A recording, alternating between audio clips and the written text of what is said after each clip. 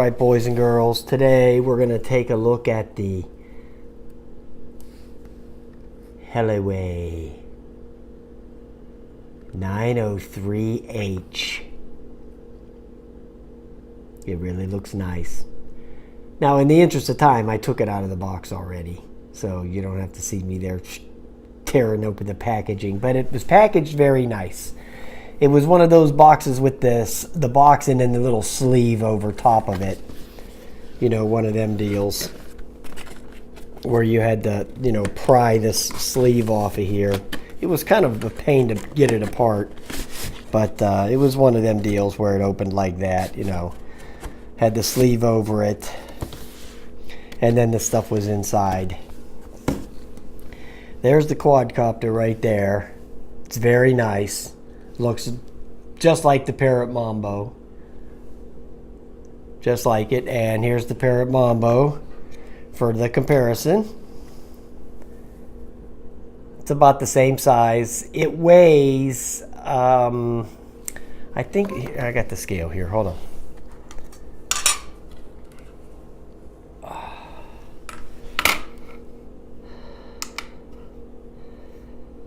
Okay. The Mambo is weighing in at 64 grams. And the HELIWAY is weighing in at 66.9 grams. Okay, so basically the same weight. But this thing's a hell of a lot cheaper, okay? This thing's a hell of a lot cheaper than the Mambo. I think I paid $39 for it. Now they have a lot of models of... a lot of different models of this thing. I've got the one without the camera. You know, I don't need to buy these camera versions of these quadcopters because, you know, I got Mavics and Sparks and Phantoms and, you know, I have all those real good gimbals and in cameras. So I don't need to invest the little extra money for something like this. But they do have a Wi-Fi version. They have a micro SD card version, and the micro SD card goes back in here. There would be a slot here. But I'll tell you what, when I took it out of the box, I was really liking it, you know. So I was holding it, and I'm like, okay, it feels nice, you know. It feels nicely made, and it has this battery that goes in here. It's a 600 milliamp hour. 3.7, and it's got a little proprietary little dongle there. It's on the bottom. It's a little shaky getting it onto the charger. It kind of, you know, wobbles around a little bit, so that's a little concerning to me about it maybe breaking or bending the pin or not making a good connection. So I was a little bit leery on that part of it. It kind of like when you put the charger into it,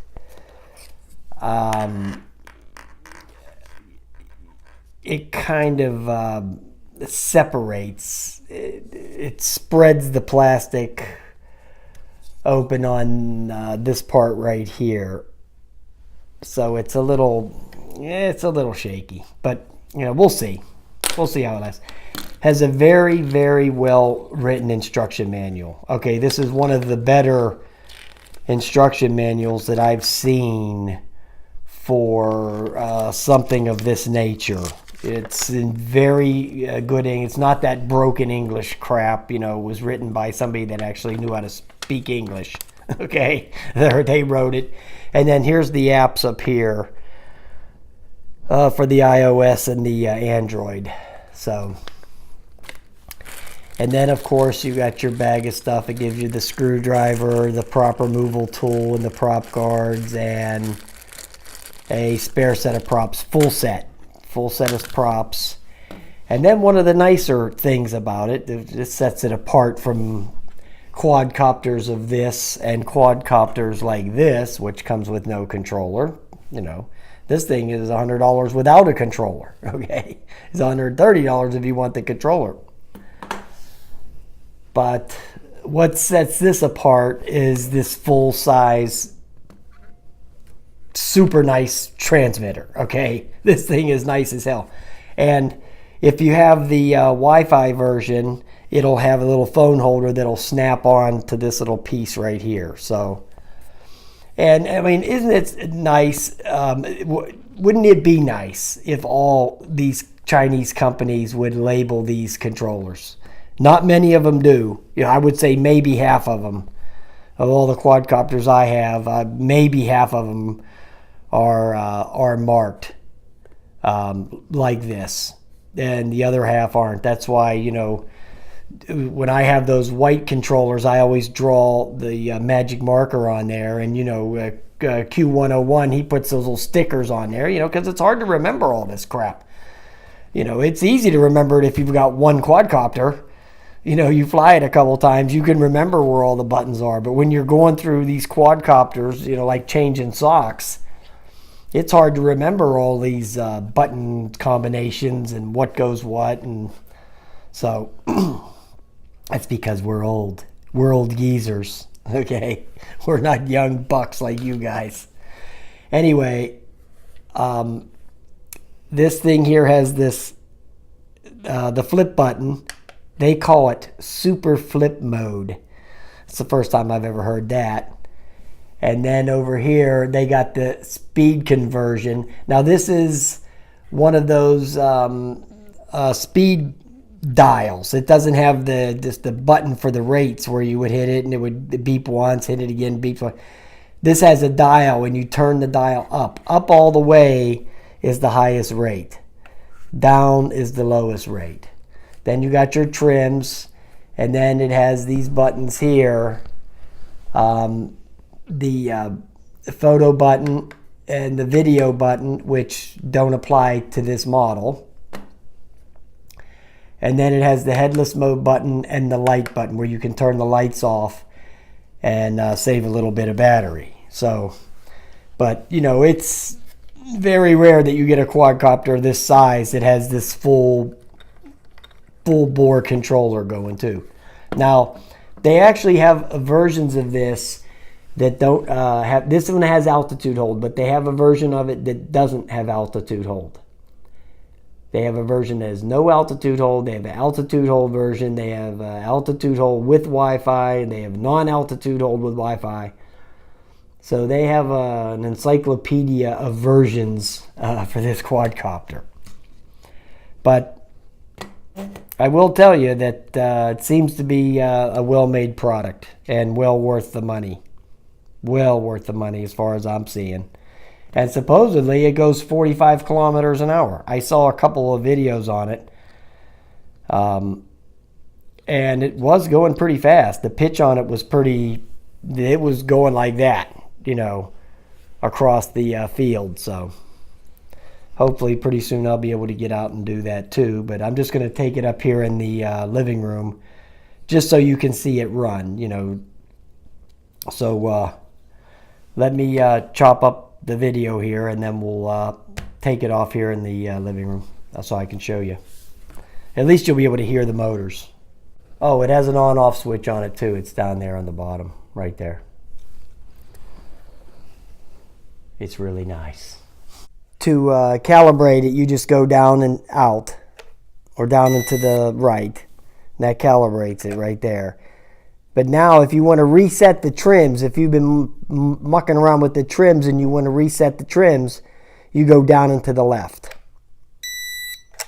And that'll reset the trims. So that'll put them all back at 0.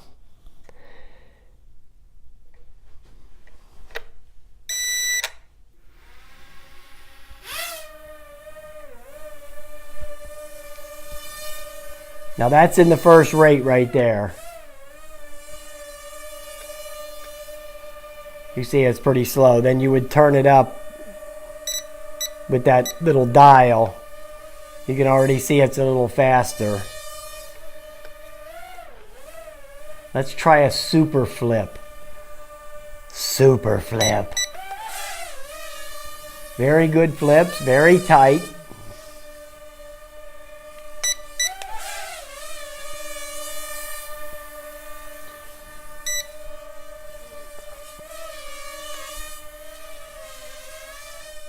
So I put it up in the third rate now.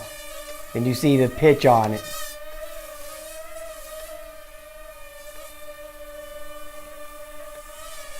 Let's do a super flip in the third rate.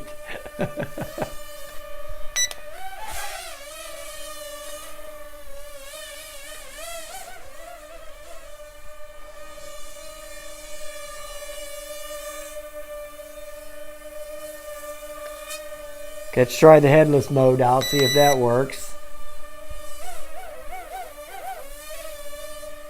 Yes, it does. You know, some of these quadcopters you can fly them around.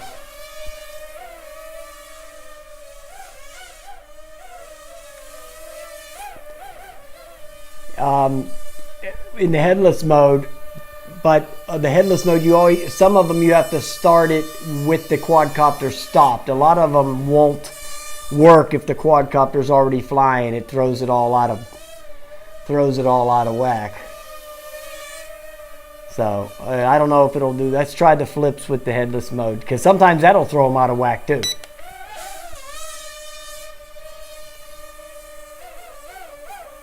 No, it didn't. Headless mode is working flawlessly.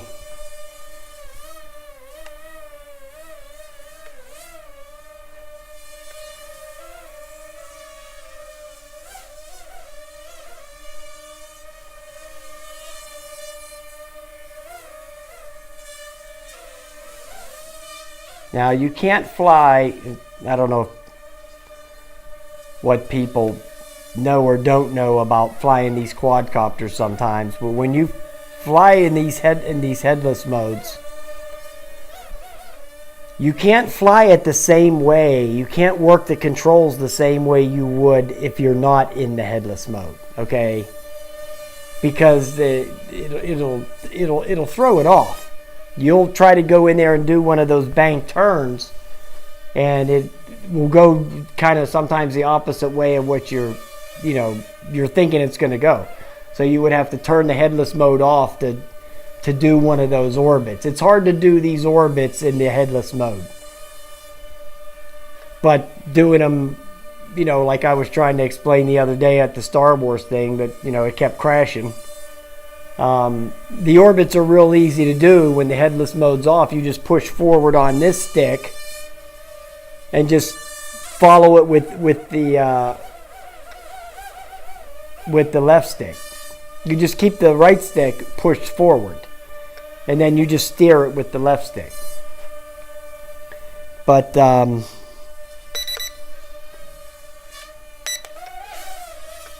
when it's in the headless mode, it doesn't work right for some reason. I don't know. Maybe it's just me, but I have a hard time doing that. The headless mode I do like when I'm flying kind of far away.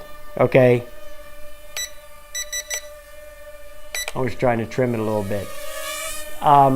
If I'm flying, if I have the Mavic up and I'm flying out there pretty far, I'll put on that headless mode, because if I lose the quadcopter, I know I can just pull the stick back and it'll come back to me, so that's, and I do it with my bugs too. Also, when I'm flying that thing, I use that. Some of them quadcopters don't have that, like the Bebop doesn't have it, and the Breeze doesn't have it. But the Breeze doesn't have any range. You'll never lose sight of that thing, okay? That thing, you'll always be able to see the Breeze, okay? With that crummy 300-foot range it has, you'll be always able to see that thing. Yeah, the Breeze, the range on that thing's only 100 yards. It's a football field. So, I've been seeing some people have flyaways with that. I'm just trying to burn out some battery here. Lately, because there's a lot more people that have them now because the price came down so much. So I've been seeing a lot more videos on them, and I've been seeing flyaways, and I am really kind of surprised by that, because that thing is supposed to, when it loses bind with the transmitter. When it goes out of the range, it's supposed to automatically return to home. Okay, that's why when you have these GPS quadcopters, if you're going to a new spot, you always should recalibrate everything so it knows the new home point, so it knows where to come back to if you lose the bind on it. If you lose the transmission, you know, return to home, it might think home is the place you were flying last week that you calibrated the compass and everything. So you always got to remember that when you go to a new spot, and it's not like they don't tell you that in these manuals, okay? It's in there, okay? DJI tells you that, Unique tells you that, they tell you that with Typhoon. You know, if you go to a new spot, now my Phantom and my Mavic, if I go back to the same spot, it knows that I'm at that Pioneer Park. And it just says the home point is ready or whatever, you know. But if it wants me to recalibrate, the DJI ones will tell you to do it. It knows. There goes the battery warning. I'll put the flight time in there. But, you know, it'll tell you to recalibrate the compass to set the new home point. But a lot of people don't do that. Then they fly the quadcopter, it loses the bind, and then the thing takes off to where it thinks the home point is, not to where you really took off from. So a little tip for you newbies that you have to remember to recalibrate that. I had a guy call me, the battery is extremely hot. Okay. The motors are quite warm also, but that's no big deal. They're not as hot as the battery. The battery's really hot. All right, boys and girls. I think it's worth it. Seems pretty nice. We'll check the flight time out, but it handles pretty nice. I give it a thumbs up. I'm kind of really thinking this is going to fly nice outside too.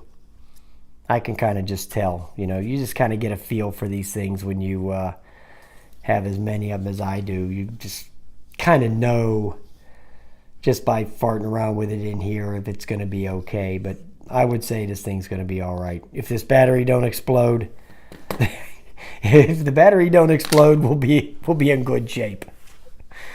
All right, guys, have a nice